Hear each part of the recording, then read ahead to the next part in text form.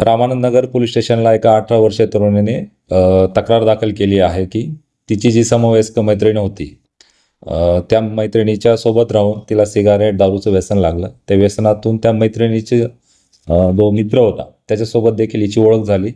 त्याच्यासोबत देखील यांचं दारू असेल, सिगारेट असेल, या व्यसनातून ओळख वाढली. त्या सोशल मीडियामार्फत देखील ते एकमेकांच्या संपर्कात राहिले. त्याच्यानंतर त्या तरुणाने त्या ओळखीचा फायदा घेऊन दारूच्या नशेमध्ये तिच्यासोबत शारीरिक संबंध ठेवल्याची तिने तक्रार केली आणि त्या शारीरिक संबंध ठेवल्यानंतर त्याचे नग्न फोटो काढले आणि नग्न फोटोंचा तिला दाग दाखवून तू माझ्यासोबत बोल, माझ्यासोबत संपर्कात राहा म्हणून त्याने तिच्या संपर्कात राहिला. त्या याच्यावरून तिने फिर्याद दिलेली आहे.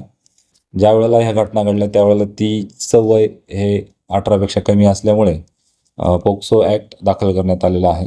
रामानंद नगर पोलीस स्टेशन येथे CR number 175/2026 BNS section 64, 74, 77, 351(2), 35 POCSO act 4, 6, 8 आणि 12 या कलमान्वये गुन्हा दाखल केलेला आहे. याच्यामध्ये सदर पीडिता जी आहे तिने 3 जणांची नावं सांगितलेली आहे. जो मित्र झालेला होता तो आणि याच्यासोबत अजून 2 जणांची देखील तिने नावं सांगितलेली आहे.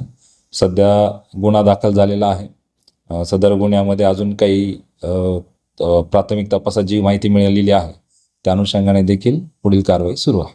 सर, त्या तरुणीने क्रेडिट असं काही म्हटलं की त्याच्यासोबत विवाह झाला होता. सदर तरुणीच्या म्हणण्यानुसार की त्याने तिला जे सोशल मीडियावर ओळख झाली त्यानंतर तिचे जे फोटो काढले शारीरिक संबंध झाल्यानंतर त्याचा दाग दाखवून तिला पळवून नेलं आणि तिच्यासोबत विवाह केला. परंतु लगेच तिला सोडूनही दिलं. फेब्रुवारी 2026मध्ये तिचा विवाह झाला असं ती म्हणते. त्याच्यानंतर त्याने तिला सोडून दिलं आणि वारंवार तो तिच्या संपर्कामध्ये होता असं तिचं म्हणणं आहे. आरोपींना ताब्यात घेतले सर.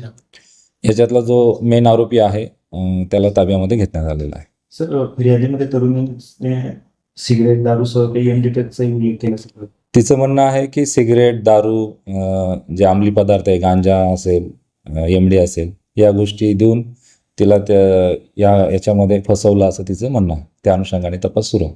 एमडीटेकचा पण केस होती, गुन्हा दाखल होते आपल्याकडे. सध्या त्या अनुषंगाने तपास सुरू आहे.